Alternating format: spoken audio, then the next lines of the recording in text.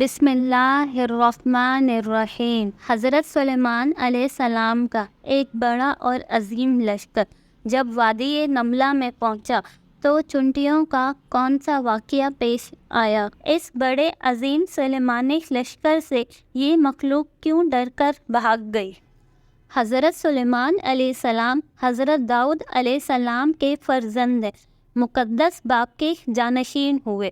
اللہ سبحانہ تعالیٰ نے انہیں نبوت اور سلطنت اور دونوں سعادتوں سے سرفراز فرما کر تمام روح زمین کا بادشاہ بنا دیا، اور 40 برس تک آپ تخت سلطنت پر جلوہ گر رہے۔ جنات، انسان، شیاطین، چرند پرند اور درندوں سب برابری سب پر حکومت تھی۔ سب کی زبانوں کا آپ کو علم عطا کیا گیا اور طرح طرح کی عجیب و غریب سلطنتیں آپ کو دی گئی۔ حضرت سلیمان علیہ السلام کے لشکر میں انسانوں، جنوں، چرندوں، پرندوں اور درندوں کے علاوہ اللہ تعالیٰ کے دیگر مخلوقات بہت بڑی تعداد میں شامل تھیں۔ ایک روز حضرت سلیمان علیہ السلام اپنے عظیم الشان لشکر کے ساتھ کہیں جا رہے تھے۔ آپ علیہ السلام بہت رعب اور دبدبے والے بادشاہ تھے۔ یہی وجہ تھی کہ لشکر انتہائی نظم و ضبط اور ترتیب کے ساتھ چل رہا تھا۔ کسی کی مجال نہ تھی کہ اپنی مقرر حدود سے ادھر ادھر ہو جائے۔ صحراؤں سے گزرتا، پہاڑوں کو سر کرتا، دریاؤں کو عبور کرتا، یہ عظیم الشان لشکر اس وقت ایک بڑی وادی سے گزر رہا تھا۔ یہ وادی نملہ تھی، یعنی چونٹیوں کی وادی۔ زمین اور پہاڑوں میں کروڑوں سوراخ تھے جن میں چونٹیاں رہتی تھیں۔ ان چونٹیوں کی ایک ملکہ تھی۔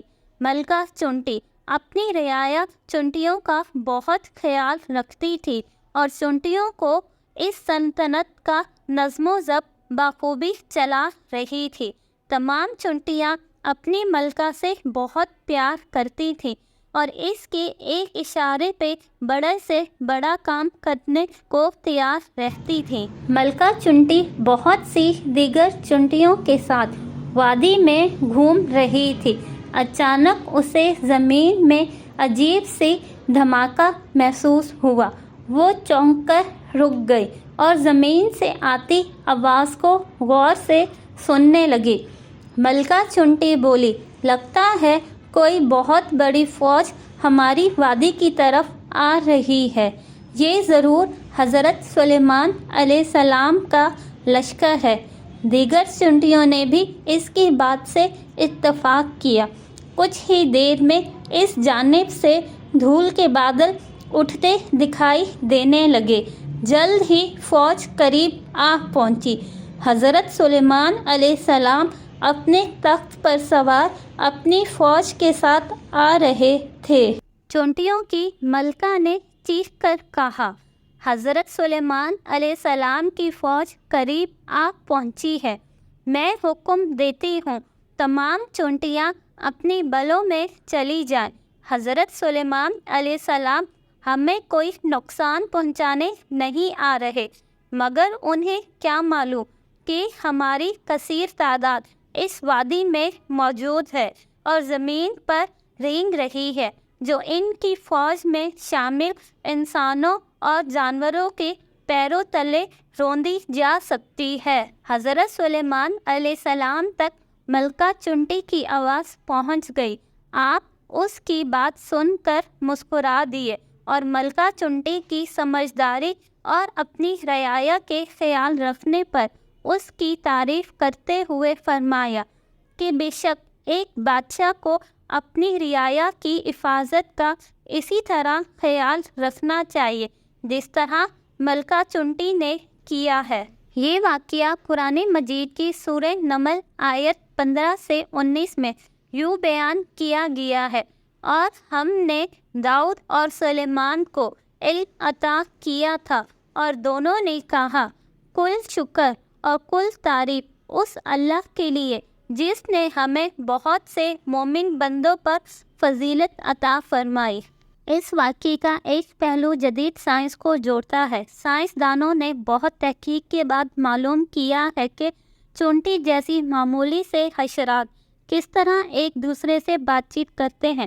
سائنسدانوں کے مطابق چونٹی دراصل دوسرے جانوروں سے مختلف ہوتی ہے۔ اس کی ایک اپنی ہی طرز معاشرت ہے، وہ آپس میں باتیں کرتی ہیں۔ چونٹیاں انسانوں کی طرح آواز سے باتیں نہیں کرتی بلکہ ڈیٹا منتقل کرتی ہیں، اور اس کا طریقہ یہ ہوتا ہے کہ وہ اپنے منہ سے ایک مواد نکالتی ہے اور سامنے والی چونٹی کے منہ میں چپکا دیتی ہے، اور دوسری چونٹی اس سے سارا ڈیٹا معلوم کر کے سمجھ لیتی ہے۔ چونٹیاں چلتے چلتے ایک دوسری چونٹی کے منہ سے اپنا منہ لگا کر آگے چلی جاتی ہیں۔ دراصل یہ وہ عمل ہوتا ہے جس سے ان کی معلومات یعنی کہ ڈیٹا ایک دوسری چونٹی میں منتقل ہو جاتا ہے۔ آج بھی سائنس چونٹیوں کے ڈیٹا منتقل کرنے پر ریسرچ کر رہی ہے، اور اس کے متعلق ہمیں قرآن پاک میں اللہ سبحانہ تعالیٰ نے پہلے ہی حضرت سلیمان علیہ السلام کے اس واقعے سے واضح کر دیا ہے۔ یہ مخلوق بھی بولتی اور سمجھتی ہے۔ اس طرح کی مزید اچھی اور معلوماتی ویڈیوز کو دیکھنے کے لیے اس چینل کو سبسکرائب اور ویڈیوز کو لائک ضرور کیجیے گا، اور اپنی ضروری رائے کا اظہار بھی کمنٹ باکس میں ضرور کیجیے گا۔